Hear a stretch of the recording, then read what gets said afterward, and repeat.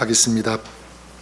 오늘 저와 여러분들이 같이 봉독하실 말씀은 오늘은 마태복음 2장 1절부터 10절까지 말씀 봉독하도록 하겠습니다. 마태복음 2장 1절부터 10절까지 제가 1절 읽고 우리 10절까지 한 절씩 교독하도록 하겠습니다. 헤로드 왕 때에 예수께서 유대 베들레헴에 나심에 동방으로부터 박사들이 예루살렘에 이르러 말하되 유대인의 왕으로 나신 네가 어디 계시냐? 우리가 동방에서 그의 별을 보고 그에게 경배하러 왔노라니. 헤롯 왕과 온 예루살렘이 듣고 소동한지라. 모든 세상들과 백성의 서기관들을 와 그리스도가 어디서 나겠느냐 물으니 이르되 유대 베들레헴이오니 이는 선지자로 이렇게 기록된 바 또 유대 땅 베들레헴아 너는 유대 고국 중에서 가장 작지 아니하도다. 내게서 한 다스리는 자가 나와서 내 백성 이스라엘의 목자가 되리라 하였음이니이다. 이에 헤롯이 가만히 박사들을 불러 별이 나타난 때를 자세히 묻고 베들레헴으로 보내며 이르되 가서 아기에 대하여 자세히 알아보고 찾거든 내게 고하여 나도 가서 그에게 경배하게 하라. 박사들이 왕의 말을 듣고 갈새 동방에서 보던 그 별이 문득 앞서 인도하여 가다가 아기 있는 곳 위에 머물러 서 있는지라. 그들이 별을 보고 매우 크게 기뻐하더라. 아멘. 네, 하나님의 말씀입니다. 저는 목회자이기 전에 한 사람의 또 성도로서, 목회자로도 마찬가지죠. 저 자신도 성도들, 우리 주변에 있는 형제, 믿음의 자매들을 볼 때 가장 감격스럽고 기쁘고 또 익사이팅 할 때가 언제인가, 여러 가지가 많이 있겠지만 먼저는요, 그 당사자가, 그 성도가 예수를 만나고 예수를 믿고 그 삶이 변화되어졌을 때, 그 인생의 그 방향이 새롭게 설정이 되는 어떤 그런 모습, 또 그런 곳을 향하여 나아가는, 달려가는 그런 모습을 볼 때 참 뿌듯하고 감동이 됩니다. 거기서 그치는 것이 아니라 또 그 한 사람을 통해서 주변에 있는 가족일 수도 있고요, 또 우리 자녀일 수도 있고 아니면 이웃, 형제, 친척들도 될 수가 있는데 그 사람으로 말미암아 또 다른 사람이 바뀌어질 때 어떤 영적인 지도가 새로 설정이 되는 어떤 그런 경우, 어제 어떤 아는 분 장례식이 있어서 저녁에 갔다 왔는데 그때 이제 만났는데 잠깐 식사하면서 그분 같은 경우도 보면 그래요. 혼자, 그 아내 혼자 예수님을 만나고 신앙생활하고 있었는데 남편은 전혀 관심이 없고 아주 극하게 반대하는 건 아니지만 아예 그 믿음에 대해서, 신앙생활에 대해서 관심이 없는, 또 어떻게 보면 좀 마음으로 반대하는 그런 분이었겠죠. 그런데 나중에 예수를 믿게 되었고 교회 다니면서 열심히 신앙생활하는 그런 분이었는데 그 이유를 뭐라고 그분이 얘기했냐면 자기 아내를 보니까 그렇게 예수 믿는 그 모습이 너무너무 예쁘고 너무 좋아 보더라는 거야. 그래서 그분 안에 뭐가 있을까? 이건 그냥 뭔가 있는 것 같다. 나도 한번 예수 믿고 나도 신앙생활 해봐야 되겠다. 어떤 그런 마음으로 교회에 출석하신 그런 분이었거든요. 어떻게 이런 아름다운 간증들이 있을 수 있을까라고 할 때 저는 믿습니다. 바로 예수 그리스도께서 그 삶의 그 마음 가운데 함께 하시기 때문에 그런 줄 믿습니다. 그리스도인은요, 겉으로 볼 때는 똑같아요. 별반 세상 사람들과 다른 것이 없습니다. 하지만 겉은 비슷해 보일지는 모르지만 보이지 않는 우리 속은 완전히 다르다고 저는 믿습니다. 왜냐하면 우리 마음, 우리 삶의 중심에는 누가 계시냐면 바로 예수 그리스도. 어떤 분입니까? 살아계신 진리가 되시는, 생명이 되신 예수 그리스도. 그러니까 그 능력이 되신 그 주님이 내 안에 있으니까 능력 있는 그런 삶으로 이어질 수밖에 없는 거고요. 예수님이 빛이시니까 당연히 그 빛 대신 예수님이 내 안에 계시면, 우리 신앙, 우리 삶 가운데 계시면 우리 인생도, 우리 삶도 당연히 빛이 날 수밖에 없다. 그리고 그 빛은요, 다른 사람을 비추게 되는 것이죠. 여러분, 어떤 그 상자 안에 1달러가 들어가 있다면 그 상자의 가치는 1달러를 담은 상자에 불과할 것입니다. 하지만 조그만 그 상자 안에 다이아몬드가 들어있다면 그 가치는 달라질 것입니다. 저는 대강절을 보내면서 이런 능력이, 이런 아름다운 간증들이 있는 그런 우리의 삶, 신앙이 될 수 있기를 주님의 이름으로 간절히 축원합니다. 혹시 이런 것들이 없다면 다시 한번 뜨겁게 회복되어지는 그런 역사가 있을 수 있기를 바랍니다. 왜냐하면 저는 그것이 성탄의 목적이기 때문에 그래요. 죄악으로 인해서 고통당하는 사람들을 구원해 주시기 위해서 이 땅에 오신 그 사건, 바로 그것이 성탄이기 때문에, 그러니까 죄와 이 어두움을 몰아내는 주님의 그 역사 아닙니까? 인간의 죄를 이용해서 끊임없이 인간을 통치하고 다스리고 무너뜨리려고 하는, 파괴시키려고 하는 이 어둠의 세력을 이기신 그 사건, 주님께서 하신 이 일, 이것이 바로 성탄이기 때문에, 그래서 골로새서 1장 13절에 이런 말씀이 있습니다. 그가, 예수 그리스도죠, 우리를 흑암의 권세에서 건져내사 그의 사랑의 아들의 나라로 옮기셨으니, 나라로 옮기는, 바뀌어지는, 변화되어지는 이런 새로운 역사들, 내 안에, 또 여러분의 가정, 또 우리 이웃들 안에 이런 아름다운 이 복음의, 이 성탄의 역사가 있을 수 있기를 주님의 이름으로 간절히 축원합니다. 여러분, 복음이 들어가는 곳에는요, 이 어둠은 물러가게 되어 있습니다. 더 정확히 말하면 어둠의 세력이 두려워서 떠날 수밖에 없다. 우리 믿음의 사람이 정말 제대로 서 있다면, 제대로 살아간다면 사단과 어둠의 견고한 세력은요, 무력화될 수밖에 없다. 우리는 이기는 그런 인생 삶이 되는 줄 믿습니다. 오늘 우리가 읽은 이 말씀을 보아도 알 수가 있는데, 성탄절에 가장 많이 언급되어지는 사람, 어제 나누었죠. 마리아와 요셉. 또 대표적인 사람을 꼽으라면 동방 박사가 아닐까 이렇게 생각합니다. 저도 생각해 보니까 고등학생 교회에서 성탄절 연극 그때는 많이 했었잖아요. 제가 무슨 역할 했나 이렇게 기억을 더듬어 보니까 딱 떠오르는 게 동방 박사였어요. 여러분, 뭐 예수님 하지 않았을까 생각하지 모르겠지만 동방 박사를 했는데, 여기 동방 박사들 여러분 정확히 누구인지는 알 수가 없어요. 다만 그 1절에 보면 동방으로부터 왔다라고 해서 동방 박사 이렇게 부르게 되죠. 그리고 이 동방 박사 우리 보통 몇 명이라고 생각합니까? 3명이라고 생각하는데 정확한 숫자는 몰라요. 3명이라고 나와 있지 않기 때문에, 다만 이들이 예수님께 드린 예물이 3가지니까 3명이 아니었을까 이렇게 추측합니다. 자, 그런데 그게 중요한 것이 아니라 중요한 것은 무엇이냐면 그들이 예수님이 탄생하시는 그곳을 찾아와서 멀리서 왔다라는 그 사실입니다. 2절에 말씀하고 있죠. 유대인의 왕으로 나신 이가 어디 계시냐? 우리가 동방에서 그의 별을 보고 그에게 경배하러 왔노라. 경배하러 왔다. 그리고 어떤 일이 벌어지게 됩니까? 먼 길을 달려온 거예요. 예수님이 탄생하신 그곳, 그리고 예수님을 만나고 경배하러 왔을 때 어떤 일이 벌어지게 되냐면 3절에 보니까 이렇게 말씀하고 있죠. 헤롯 왕과 온 예루살렘이 듣고 소동했다 이렇게 말씀하고 있습니다. 헤롯 왕 그리고 온 예루살렘이 소동했다. 타라쏘, 혼란케 되고요, 막 뒤흔들려진 거예요. 당황해진 것입니다.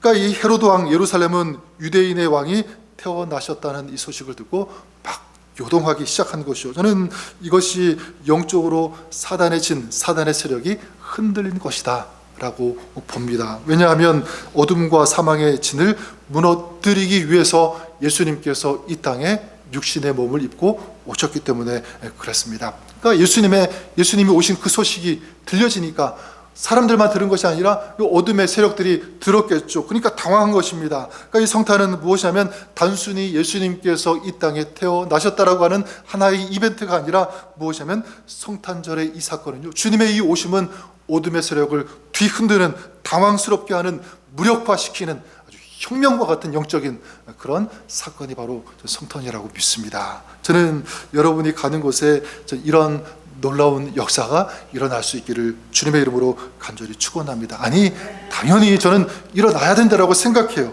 왜냐하면 예수 그리스도를 믿는 그 사람, 주님이 함께 하시기 때문에, 주님이 내 안에 계시기 때문에 예수님이 가시는 그곳마다 여기에 나오는 그런 역사들, 어둠의 진, 사단의 이 죄의 진이 무너지고 파괴되어지는 역사 일어나야 되는 줄 믿습니다.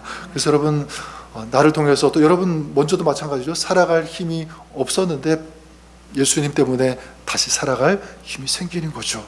또 나를 통해서 이게 전염되고 또 많은 사람들이 그런 역사를 경험할 수 있도록 하는 것, 또 죄책감 때문에, 죄 때문에 신음하던 사람이 다시 일어나는 것, 그 죄의 늪에서 헤어나올 수 있는 그런 역사들, 생명의 어떤 그런 역사를 경험하는 그런 놀라운 그런 일들, 저는 저 여러분 또 여러분의 삶의 가정 가운데 이런 역사들이 있을 수 있기를 다시 한번 주님의 이름으로 간절히 축원합니다. 자, 그러면 어떻게 그런 사람이 될 수 있을까라고 할 때 저는 오늘 이 동방 박사의 모습에서 한 가지를 찾고 싶은데, 2절에 보니까 동방 박사들이 예루살렘에 와서 이렇게 얘기하죠. 유대인의 왕으로 나신 이가 어디 계시냐? 우리가 동방에서 그의 별을 보고 그에게 경배하러 왔노라. 동방 박사들, 이 사람은요 이스라엘 사람들이 아니었습니다. 그렇죠? 그리고 율법에 대해서, 하나님의 말씀에 대해서 아주 잘 아는 그런 사람들도 절대로 아니었어요. 언제든지 예배할 수 있는, 제사를 드릴 수 있는 성전과 가까운 곳에 사는 사람들도 절대로 아니었습니다. 굉장히 먼 곳, 정확히는 알 수 없지만 그곳에서 온 거예요. 자, 그럼에도 불구하고 그들이 뭐라고 합니까? 우리가 그의 별을 보고 그에게 경배하러 어떻게 해요? 왔다라는 거예요. 자, 그들에게는 한 가지 공통점이 있었다라고 하는 사실입니다. 그게 무엇입니까? 주님을 만나고 싶어하는 열정이 있었다, 이렇게 저는 봐요. 열정이 있었다. 예수님을 또 경배하러 왔다라고 하니까 어떤 열정이 그들 안에 있는 거죠? 예수님을 예배하는, 주님을 예배하는 그런 열정이 있었다라는 것입니다. 근데 여러분, 이 동방 박사를 보면서 오늘 이 말씀 속에서 동방 박사들이 아니라 사실은 이런 동방 박사들이 가지고 있는 주님을 만나고 싶어하는 이 열정, 그리고 예배를 하고자 하는 뜨겁게 그런 열정이 있어야 되는 사람이 사실 누구냐면 바로 제사장들, 서기관들인 거예요. 그래서 5절과 6절에 보면 이 사람들은요 메시아의 탄생을 알고 있었습니다. 또 어디에서 태어날 것인지, 이 율법에 대해서, 하나님의 예언, 이 말씀에 대해서 너무나 잘 알고 있었던 그런 사람들이었기 때문에 이미 알고 있었던 거예요. 자, 그렇다면 이 사람들이 가장 먼저 예수님이 태어나실 그 베들레헴으로 달려갔어야죠. 그런 열정이 있어야 되는 거예요. 그리고 그분을 만나면 우리가 예배하겠다, 그들의 입술에서 먼저 그 고백이 나와야 되는 거예요. 그런데 이들은 그렇게 했습니까? 그렇지 않았어요. 저들은 그런 열정이 있는 것이 아니라 무엇이 있었습니까? 그냥 안주하는 것, 그냥 단순히 종교인으로 머무는 것, 그냥 그 모습이 있는 거예요. 그들 안에 어떤 그 영적인 야성, 어떤 생명력, 어떤 영적인 이 생동감, 이 지금 이 동방 박사들이 가지고 있었던, 근데 이것이 사실 이 제사장들, 서기관들, 그들에게 있어야 되는데 그렇지 않았다는 것입니다. 저는 그런 의미에서 한번 여러분 나 자신에게 이렇게 한번 질문해 보시고요, 한번 물어보시기를 바랍니다. 나는 지금 이 동방 박사들의 이런 열정인가, 아니면 제사장들, 서기관 같은 어떤 그런 종교인에 불과한 그런 모습으로 살고 있지는 않은가, 오늘 우리가 생각해 볼 수 있기를 바랍니다. 나는 그냥 종교생활, 신앙생활 익숙하니까 편안하게 그렇게 살고 있는지, 아니면 오늘도 이렇게 정말 주님을 찾기 위해서 먼 길 달려오는 어떤 그런 수고, 영적인 어떤 열정이 있는지 우리가 한번 돌아볼 수 있기를 바랍니다. 저는 2025년 우리 대강절을 보내면서 적어도 이 동방 박사들이 가지고 있었던 이 거룩한 열정을 다시 한번 뜨겁게 회복하는 그런 우리 대강절, 성탄절이 될 수 있기를 주님의 이름으로 간절히 축원합니다. 어떤 마음이죠? 네, 주님을 만나고 싶어하는 그런 마음. 우리 아까 찬양했던 것처럼 정말 주님 사랑합니다라고 하는, 주님을 사랑하는 그런 마음. 주님 예배합니다, 주님 경배합니다, 온 마음으로 정말 예배를 뜨겁게 사모하는 그런 마음이 회복될 수 있기를 바랍니다. 저는 당연히 그렇게 돼야 된다고 생각합니다. 왜냐하면 하나님께서 우리를 이처럼 사랑해서 독생자를 보내어 주셨기 때문에 하나님의 마음 뜨거운 거예요. 그 사랑으로 이 독생자를 보내어 주셨다면 우리의 마음도 뜨거워져야 된다고 생각합니다. 그러면 어떻게 그렇게 주님을 사모하는 마음, 또 예배를 사모하는 마음이 회복될 수 있을까? 우리가 실천할 수 있는 것 한 가지만 꼽으라고 한다면 저는 이것을 꼽고 싶어요. 그것이 무엇이냐면 열심이 아닐까 이렇게 생각합니다. 열심과 열정 비슷해 보이지만 좀 다르다고 생각해요. 여러분, 사소한 작은 그 열심들이 모아졌을 때 그게 결국 뭐가 되냐면 저는 열정이 된다고 생각합니다. 열정은요 그냥 거창한 것이 아니에요. 열정은 아무렇게나 만들어지고 그냥 마음만 먹으면 그냥 생기는 것이 아니라 작은 열심들이 모아졌을 때, 그럴 때 아름다운 이 거룩한 열정이 세워주는 줄 믿습니다. 그러니까 열정이 있는 사람은 어떤 사람이냐면 열심히 있는 사람이 열정이 있는 그런 사람이다라고 말씀드릴 수 있습니다. 동방 박사들이 그랬죠.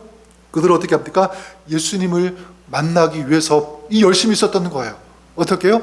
편안함을 내려놓은 것입니다. 별을 따라서 어떻게 해요? 먼 길을 달려왔잖아요. 열심히죠. 그리고 그냥 걸어만 왔겠습니까? 뭐 사 먹어야 되죠. 신발, 옷 헤어지면 또 새로 사야 되죠. 막 이런 일들, 그러니까 시간과 이 비용을 아낌없이 지불했습니다. 그런 열심히 있었고요. 또 주님을 만나기 위해서, 경배하기 위해서 이렇게 지금 계속 찾고 있잖아요. 이 뭡니까? 열심이라고 믿습니다. 그리고 그 뒤에 나오는 7절에 보면 헤롯이 있죠. 헤롯이 나오는데 별이 나타난 때를 묻기 위해서 박사들을 부르게 되죠. 숨은 물론 속셈은 있지만 겉으로는 별이 나타난 때를 묻게 되는데, 말씀에는 자세히 나와 있지 않지만 헤롯이 살고 있는 이 헤롯 궁전에 이 동방 박사들이 들어갔을 거예요. 헤롯 궁전 딱 들어갔을 때 어떤 느낌을 받았을까요? 굉장히 화려했겠죠. 온갖 부족함이 없는 가득 찬 그런 궁전을 실제 눈으로 보았을 것입니다. 자, 그렇다면 인간적으로 눈으로 볼 때 아기 예수님을 찾아서 그에게 경배하는 것보다 실제적인 이 권력을 가지고 있는, 지금 세상을 다스리고 있는, 어떻게 보면 인간적인 진짜 왕 같은 어떤 그런 존재 아니겠습니까? 이런 헤롯을 섬기고 헤롯을 경배하는 것이 낫지 않을까, 뭐 그런 마음 왜 들지 않았겠습니까? 이렇게 하면 우리가 성공할 수 있을 것이다, 그걸 선택할 수도 있었을 거예요. 자, 그런데 그들은 그렇게 하지 않죠. 그들은요, 눈에 보이는 궁전, 화려한 궁전이 아니라 베들레헴, 낮고 초라한 그곳으로 달려간 곳입니다. 편안한 곳이 아니라 정말 주님을 만나고 싶은 그 장소, 그 곳을 향해서 그들은 달려갔다라고 하는 거예요. 저는 여러분들에게 부탁드리고 싶은 것은 그랬으면 좋겠습니다. 여러분, 절대로 편안한 신앙생활을 찾는 그런 사람이 아니라 조금 힘들어도, 어려워도, 수고스러워도 주님을 만나는 그런 신앙생활을 할 수 있는 저 여러분, 우리가 될 수 있기를 주님의 이름으로 간절히 축원합니다. 여러분은 그렇지 않지만 편안한 예배, 안락한 예배, 뭔가 화려해 보이는 인간적인 어떤 만족을 주는 그런 예배를 찾는 것이 아니라, 아니요, 주님을 만나는 것이 더 중요하잖아요. 주님을 체험하는, 주님의 살아계심을 경험하는 그런 예배를 사모하고, 그런 예배를 찾고, 그런 예배를 향하여 여러분의 수고와 시간과 그런 마음을 아끼지 않는 그런 예배의 사람으로 살아가시는 여러분 될 수 있기를 주님의 이름으로 간절히 축원합니다. 누가 주님을 만날 수 있는가? 누가 그런 주님의 그 만남의 축복, 이 기쁨을 경험할 수 있는가라고 할 때 이 동방 박사를 통해서 알 수가 있습니다. 바로 주님을 찾는 사람. 어떻게? 열심으로. 그리고 주님을 갈망하는 사람이죠. 어떻게 해요? 열심으로. 그리고 열심으로 기도하는 사람인 줄 믿습니다. 예레미야 29장 12절 13절에 이렇게 말씀합니다. 잘 아는 말씀이죠. 너희가 내게 부르짖으며 내게 와서 기도하면 내가 너희들의 기도를 들을 것이요, 너희가 온 마음으로 나를 구하면 나를 찾을 것이요, 나를 만나리라. 여기 보면 내게 와서 기도하면 이렇게 말씀하고 있습니다. 온 마음으로 나를 구하면 뭐가 들어가 있는 거죠? 열심이죠. 열심으로 나를 찾고, 그 열심을 가지고 기도하면, 구하면, 나를 찾으면 내가 너를 만나겠다. 너의 그 열심에, 그 간절한 기도에 내가 응답하겠다. 나를 열심으로 찾을 때 내가 너를 만나겠다라고 하는 약속의 말씀입니다. 저는 우리가 기도했으면 좋겠습니다. 주님, 정말 주님을 만나고 싶어하는 이 마음이 이 대강절에, 성탄절에 다시 회복되게 하여 주옵소서. 뜨거워지게 하여 주시옵소서.